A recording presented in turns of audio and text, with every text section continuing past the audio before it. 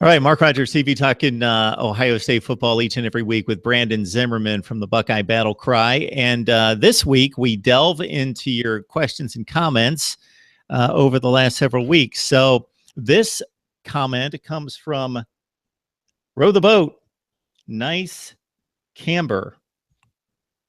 Everybody, Brandon has the right to name their own handle. So that's row your own boat. We'll go with that. So he's really attacking Urban Meyer and JT Barrett on the national semifinal game against Clemson to kind of try to paraphrase a lot here.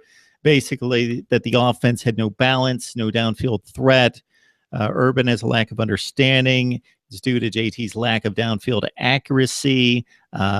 This particular viewer citing that during the third quarter of the playoff game that JT could have thrown 4 touchdown passes, but he underthrew 3 of them and he overthrew 1 of them.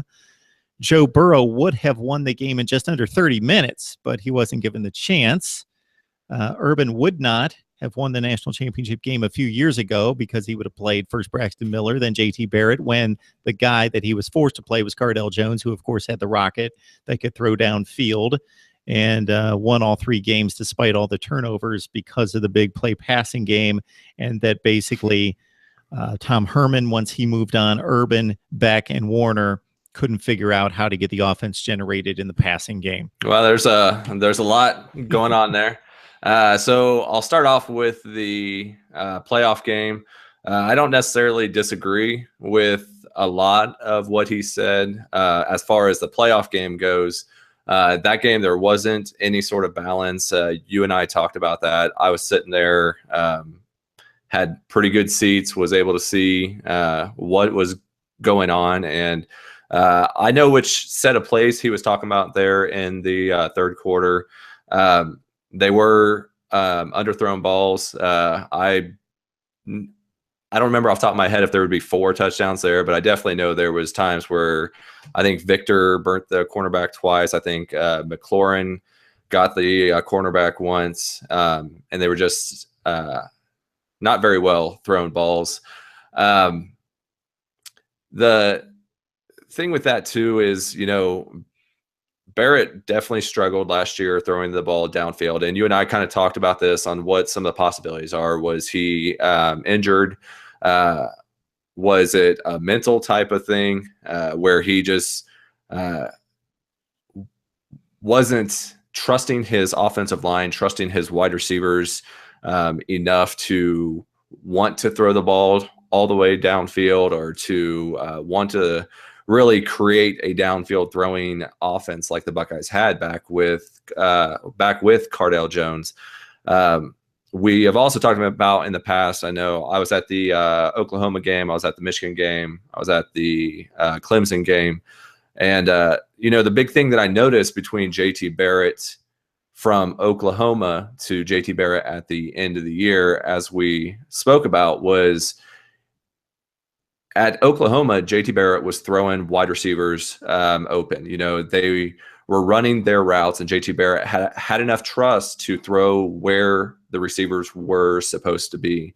And the Buckeye offense played great.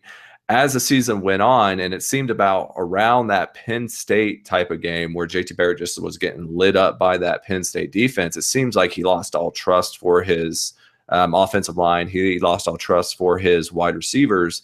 And after that, it just was a big jumbled mess. And it kind of culminated with that Clemson game where there was just really no balance. I couldn't even tell you right now, after thinking about it for a few months, of what their game plan was going into that. They really didn't give the ball to Weber. And then when they finally did, Weber had his fumbles.